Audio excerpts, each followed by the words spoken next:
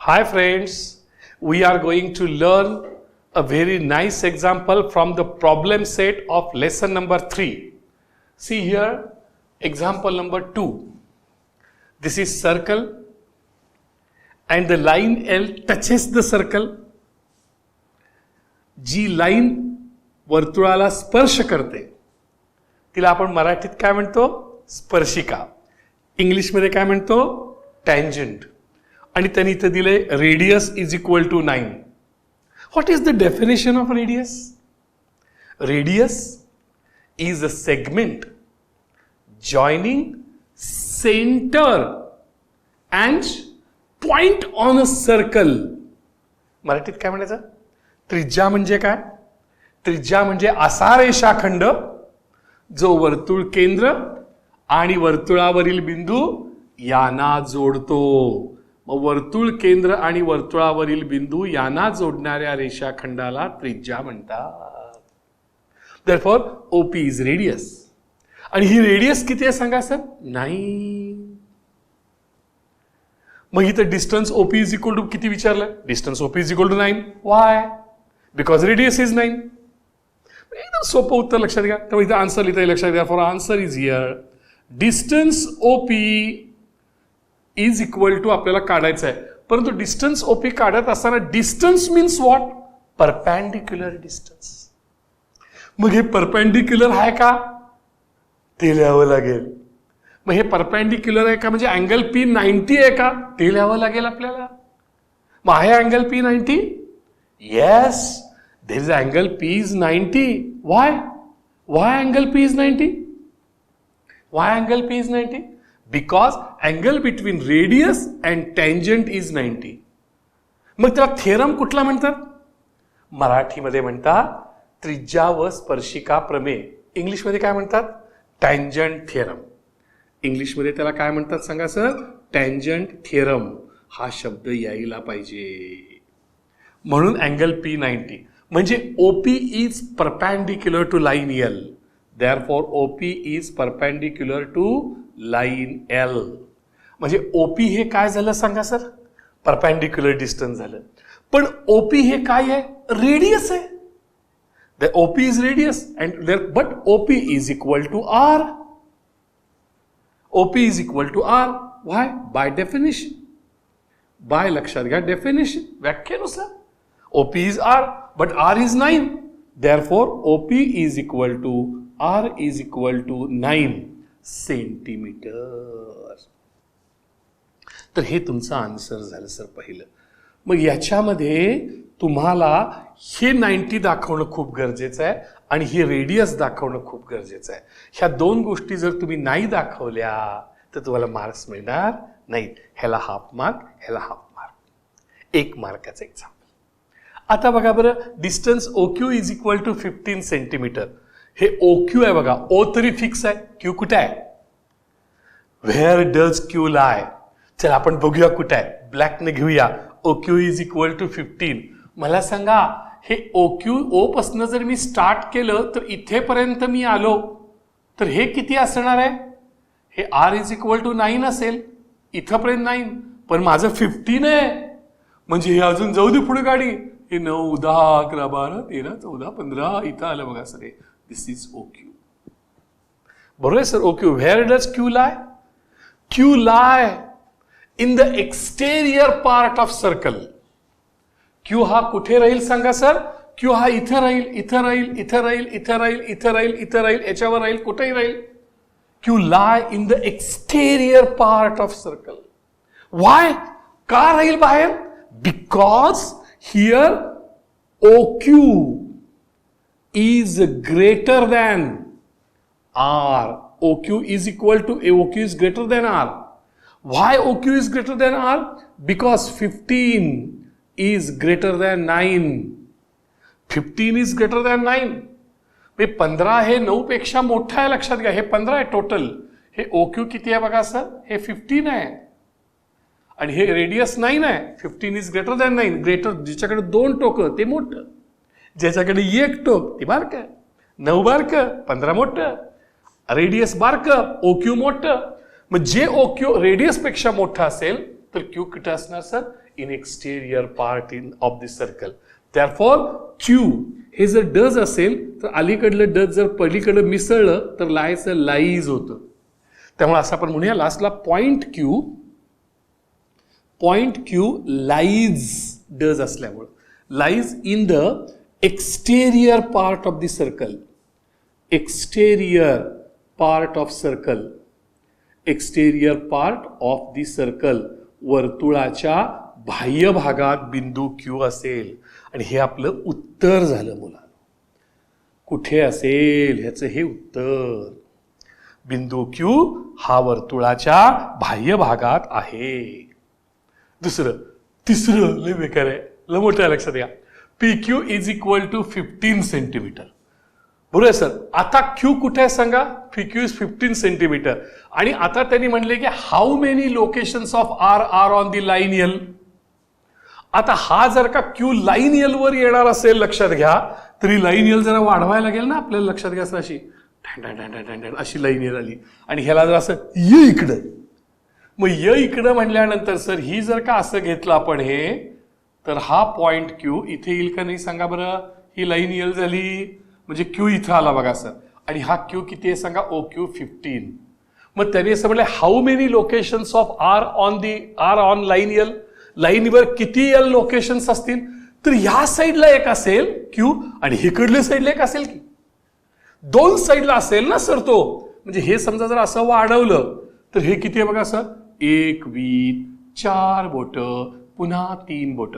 1 वीत 4 बोट पुन्हा 3 बोट.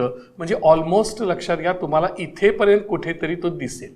आणि मग लक्षात घ्या पुन्हा तुम्हाला इकडे असा जर का घेतलात तर हा एक तुम्हाला लक्षात घ्या हा क्यू दिसून येईल. ह्या साईडला एक क्यू. हे किती ठिकाणी असणार आहे? 2. एक लक्षात घ्या राईट साईडला, एक लेफ्ट साईडला. म्हणजे how many locations of R on the line? There are 2 locations of R on the line. बरोबर सर. म्हणजे on line L there are 2 locations of R. म्हणजे असं प्रमाणे हा जादा भाग आहे ना, हा जादा भाग आहे तो आधी घेऊया. याचा आन्सर लिहिताना आन्सर याचं म्हणजे कसं होईल? On line L O capital, on line L there are comma there are 2 locations. There are 2 locations of R. म्हणजे मराठीमध्ये कसं होईल लक्षात घ्या. रेषा एल वर आर चे 2 ठिकाणं असतील. आर ची किती ठिकाणं असतील? 2 ठिकाणं असतील. संपलं नाही. पुढे काय म्हणते? At what distance will each of them be from P. P पासून हा बिंदू किती अंतरावर असेल? ऍट व्हॉट डिस्टन्स किती अंतरावर? Will each of them be from P. P पासून तो किती अंतरावर असेल? म्हणजे हा अंतर विचारले सर, हे अंतर, किंवा हिकडलं पण हे अंतर विचारले सर त्यांनी. अंतर विचारले. सोपं आहे ना सर. कसं काय सांगा? तर हे जर तुम्हाला विचारलं असेल पी क्यू, तर लक्षात घ्या ही साईड माहित आहे 9, ही साईड माहित आहे 15, आणि हा अँगल पी 90 आहे इथं दिलाय. मग हा राईट अँगल ट्रायंगल झाला. आणि राईट अँगल ट्रायंगल मध्ये जर 2 साइड्स माहित असतील तर तिसरी बाजू काढता येते. कशाने? पायथागोरसने. मग लिहायचं कसं? तर इथं आपल्याला असं लिहिता येईल बघा sir. In triangle O P Q, in triangle O P Q, तो 90 आहे हे सांगितल्याशिवाय पायथागोरस वापरता येत नाही. Measure of P is equal to measure of angle P is equal to 90 degree आणि using Pythagoras theorem. Using Pythagoras theorem. Spelling यायला पाहिजे बरं का पायथागोरस. पायथागोरसच्या प्रमेयानुसार काय सांगतो पायथागोरसचं थिअरम सांगा बघू. तर square of hypotenuse is equal to sum of square of other 2 sides. Square of hypotenuse is equal to sum of square of other 2 sides. कर्णाचा वर्ग बरोबर इतर 2 बाजूंच्या वर्गांची बेरीज. मग कर्ण कुठं असतो? कर्ण असतो 90च्या पुढे. हा हायपोटेन्यूज, हे हायपो म्हणजे ओक्यू, ह्याला मराठीत कर्ण म्हणतात. म्हणजे इथं झालं हे ओक्यू, हे हायपोटेन्यूज. ऑदर टू साइड्स ओपी आणि P Q, other two sides OP आणि लक्षात घ्या P Q, other two sides. भरा किमती. मला सांगा ओक्यू किती आहे बघा सर. ओक्यू किती आहे 15 square is equal to OP किती आहे बघा सर 9. ओपी 9 आहे 9 स्क्वेअर प्लस लक्षात घ्या बरोबर आहे का प्लस पी क्यू स्क्वेअर. हे तुम्हाला काढायचं आहे पी क्यू स्क्वेअर. मग इकडे आलं सर आजा आजा मैं हूं प्यार तेरा म्हणायचं नाही. लक्षात घ्या हे वय नव्हे ते म्हणायचं. 15 square minus 9 square is equal to P Q square. म्हणजे काय झालं सांगा बरं आता. 15 स्क्वेअर म्हणजे 225, 9 स्क्वेअर म्हणजे 9चा स्क्वेअर 81. समजा तुम्हाला वाटलं अवघड आहे जाऊ दिसायला, समजा आपण ढ आहे आपल्याला येत नाही, 15चा स्क्वेअर येत नाही, 9चा स्क्वेअर येत नाही, मग काय करायचं. त्यात एक फॉर्म्युला आहे A square minus B square is equal to A plus B into A minus B. हे तर येते की नाही सांगा बघू. समजा स्क्वेअर राहिलं तुम्हाला A square minus B square is equal to A plus B into A minus B. A म्हणजे 15, बी म्हणजे 9, ए म्हणजे 15, बी म्हणजे 9. सोपं आहे की नाही. मग 15 प्लस 9 म्हणजे किती येणार सांगा सर 24. 15 मायनस 9 म्हणजे किती आलं सांगा sir 6 is equal to P Q square. आता हा स्क्वेअर करायचा सर म्हणजे किती येईल सांगा सर. 24चे जर फॅक्टर्स पाडले ह्यात 6 आहे. 6 इंटू 4 6 चौक 24 इंटू 6 बरोबर sir is equal to P Q square. मग काय येईल सांगा सर 6 इंटू 6 म्हणजे 6 स्क्वेअर आणि 4 म्हणजे काय 2 square is equal to P Q square. घ्या स्क्वेअर रूट. सगळे स्क्वेअर आहेत डोक्यावरचे 2 2 2 2 काढून टाकायचे. डोक्यावरचे 2 2 काढले की काय झालं सांगा सर स्क्वेअर रूट झाला. म्हणजे कसं होईल सांगा 6 into 2 is equal to P Q. Therefore 12 is equal to PQ. तुमच्या लक्षात आलं का बघा sir 12 is equal to PQ.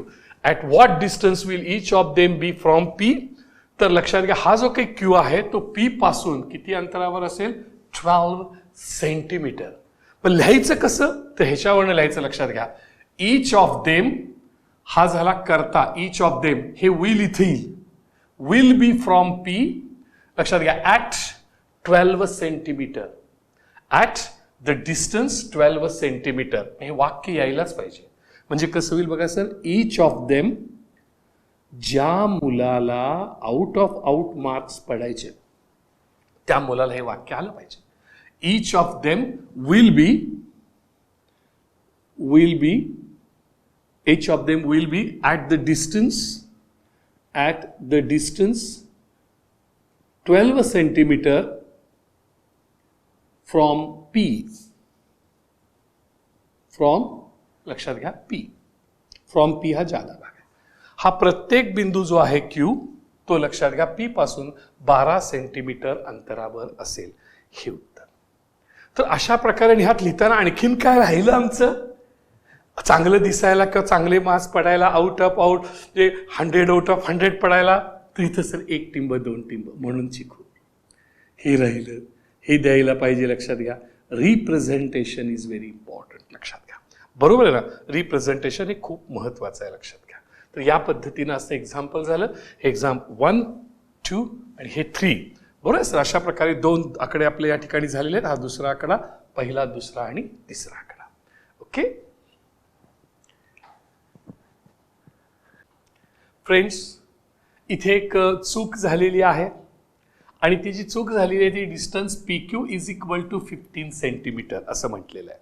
टेक्स्टबुकमध्ये तसंच म्हटलंय परंतु थोडं चुकीचं वाटतंय ना म्हणून मी डायजेस्टमध्ये गेलो. कारण डायजेस्टमध्ये शक्यतो दुरुस्ती करतात की नाही म्हणून त्यामुळे मी केलं. आणि इथं असं दिसतंय मुलांनो की हे पी क्यू नसून हे लक्षात घ्या काय आहे सांगा ओ आर आहे. पी क्यू नसून हे ओ आर आहे. मग हे जे ओ आर आहे लक्षात घ्या हे ओ क्यू 9 होतं आणि हे जे होतं लक्षात घ्या हे इथे आर होतं लक्षात घ्या. मग how many locations of R on the line. मग लाईनवरती हे आर 15 वरती ह्या साईडला येईल आणि 15 वरती लक्षात घ्या ह्या साईडला येईल हे आर. बरोबर सर हे आर असं येईल असं पाहिजे होतं. आणि मग at what distance will each of them be from P. मग हे आर जे आहे ते पी पासून किती अंतरावर असेल. असं त्याचं हे बरोबर आहे. मग on line L there are 2 locations of R, हे पण बरोबर आहे. आर चे 2 लोकेशन्स आहेत. इन ट्रायंगल OPQ, मग इथं म्हणणार इन ट्रायंगल OPR इथे सर बरोबर. इन ट्रायंगल OPR थोडी दुरुस्ती लक्षात घ्या, आपण करूया. Major of angle P90 using Pythagoras बरोबर. मग हायपोटेन्यूज काय आहे OR, इथे करूया सर थोडी दुरुस्ती आपण. बघा लक्ष द्या, काही चुकलेलं फारसं नाही, पण हे पुस्तकात प्रिंटिंग मिस्टेक असल्यामुळं OR इज इक्वल टू पुन्हा हे OP आहे आणि हे काय आहे सांगा सर PR, राईट सर. इथे दुरुस्ती आपण थोडीशी केली PR स्क्वेअर. मग हे 15 स्क्वेअर आहे, हे 9 स्क्वेअर बरोबर आहे आणि इथं काय केलं सांगा सर PR स्क्वेअर. बघा बरं दिसते का छान. आणि नंतर मग हे केलं सर आणि इथं PR आहे, हे सगळंच PR होईल ना, हे सगळंच PR होईल. बघा बरं आपल्याला समजतंय का, खूप छान आहे का नाही. बघा चूक जी आहे पुस्तकामध्ये चूक होते लक्षात घ्या, पण डायजेस्ट जे असतं त्या डायजेस्टमध्ये त्यांनी तज्ज्ञ मंडळींनी दुरुस्ती केलेली असते लक्षात घ्या. त्यामुळे इथे सुद्धा हे PR आहे बघा सर, हे PR आपल्याला दिसते. इथे सुद्धा बघा सर हे PR आहे, बघा बरोबर आहे का, हे PR आहे. आणि इथे सुद्धा हे लक्षात घ्या हे PR आहे, राईट. आणि लास्ट आन्सर सुद्धा काय आहे बघा सर, हे PR आहे बरोबर. आणि मग म्हणलं each of them will be at the distance of 12 centimetre from P, हे आहे. बाकी सगळं बरोबर. असं का चुकलं सांगा सर, ह्याला कारण त्यांनी देताना पुस्तकामध्ये चुकलं. मग काहीतरी चुकल्यासारखं वाटतंय ना, म्हणून चेक करायला गेलो तेव्हा पुस्तक गाईडमध्ये त्यांनी सांगितलं होतं की इथं PQ नसून इथं OR पाहिजे आहे. तुमच्या लक्षात आलं. तर आता हे मात्र बरोबर आहे. ओके, आता आपण नंतर लक्षात घ्या. मी तुम्हाला आणखीन कसं सांगितलं सांगा बरं.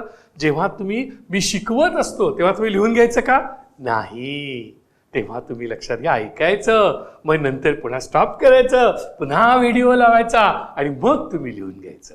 मग तुम्हाला छान लिहिता येईल. ओके, आता तुम्ही लिहून घेऊ शकता कारण हे करेक्ट आहे.